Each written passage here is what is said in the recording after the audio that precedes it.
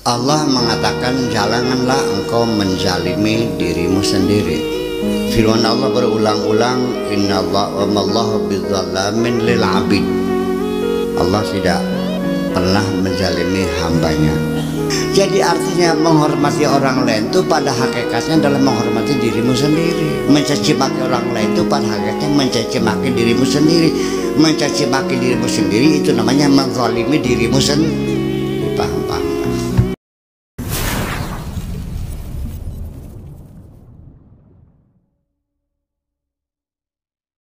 Ya, la tazlim nafsaka, jangan sekali-kali engkau menzalimi dirimu sendiri. Wala ghairaka, dan juga jangan menzalimi orang lain. Fa inna zulma zulumat, karena kezaliman adalah kegelapan. Kezaliman adalah zulumat. Ya, kezaliman adalah kegelapan. Fid dunya wal akhirah, baik di dunia maupun di azulmu yuzlimul qalba, kezaliman akan menzalimi hati, kezaliman akan menggelapkan hati, menghitamkan hatimu. Wa yaswaddul wajhu wasahaifu, wajahmu dan raut mukamu akan menjadi hitam semuanya. La tazlim wa la tu'awin zaliman, jangan berbuat zalim dan jangan pula engkau menolong orang yang zalim. Fa inna nabiyya sallallahu ta'ala alaihi wasallam qala yunadi munadin yaumal qiyamah, nanti akan ada orang memanggil-manggil di hari kiamat.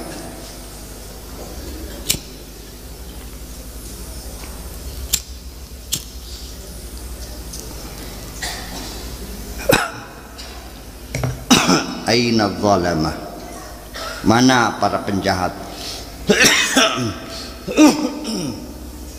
mana para penzalim. Aina awan zalamah, mana para penolong orang-orang yang berbuat zalim. Aina man bara qalaman, mana orang yang baralahu qalaman, siapa yang meraut potlotnya. Ya, artinya meraut kolamnya itu, artinya membantu menulisnya, menyaksikannya dan sebagainya. Aina man laqalahum dawatan, siapa yang bikin tintanya, siapa yang meraut pulpennya, mana semua itu. Ijma'u, kumpulkan mereka, ijma'uhum, kumpulkan mereka, waja'aluhum, dan taruh mereka fi tabutin min narin, di kotak api itu. Dari apa, tabut itu namanya apa namanya, tempat orang mati itu, peti ya. Masukkan mereka semua dalam peti neraka ini, itu ancaman.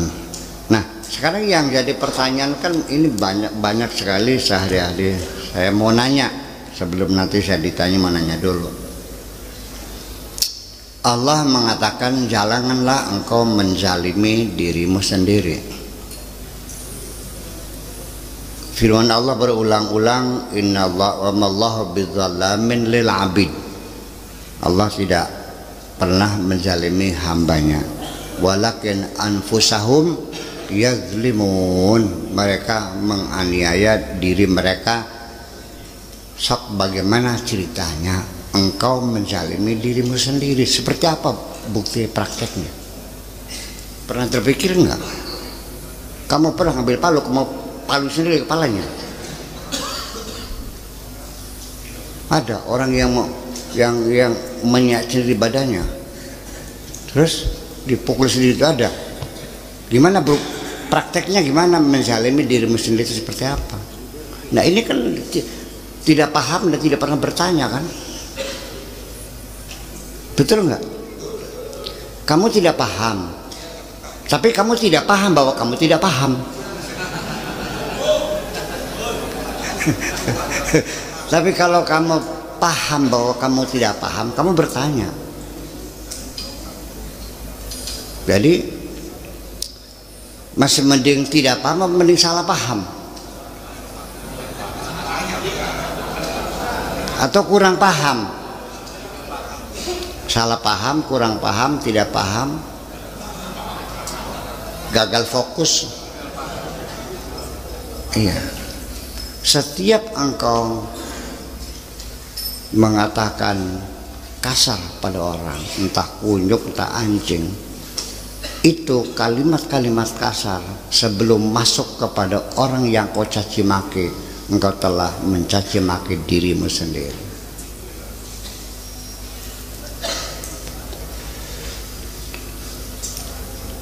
Sejak engkau mempergunjingkan orang yang medit, sejak itu ya mangga, sejak itu engkau menjadi orang yang medit, karena diproses dalam otakmu itu akhirnya jadi medit.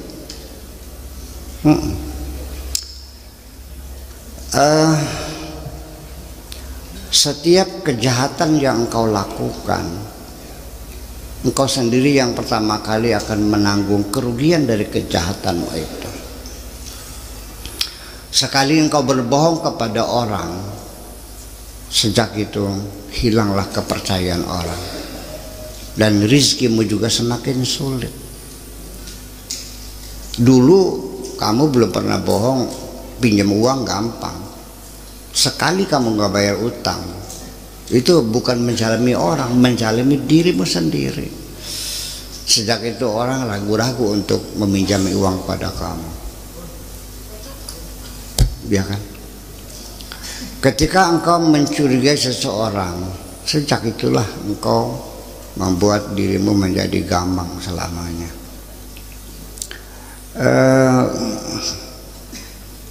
Penyakit sudah terus berkembang, merasuk dalam dirimu dan kamu tidak tahu. Tetapi saya dari luar paham, kamu sudah punya masalah. Ada psikologi disorder di dalamnya, ada guncangan psikologi. Kenapa kamu selalu sakit hati ketika ada orang sukses ya? Ada orang warungnya lari saja, kamu sudah macam-macam perilakunya. Iya, nyupangnya di mana? Iya. Ada teman dapat proyek, pasti ya suapnya gede tuh. Nah, iya. Ya Allah ya Rabbi, ya gimana jadi.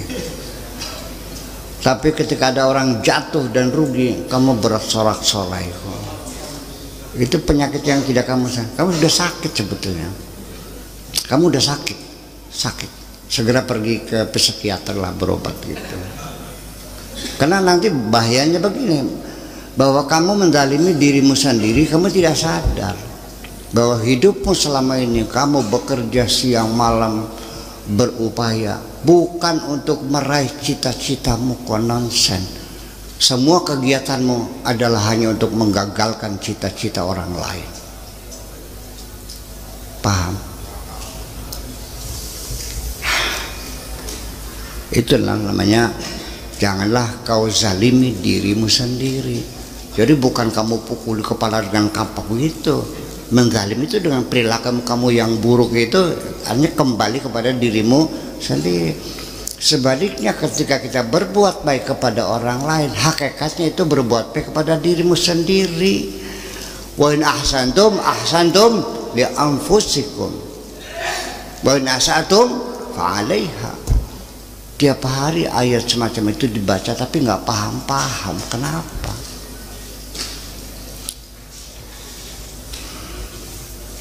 Sampai kiainya yang ngajarin ayat-ayat begitu marah, nyumpahi santrinya, mangsa mangpata ilmu nasiraku.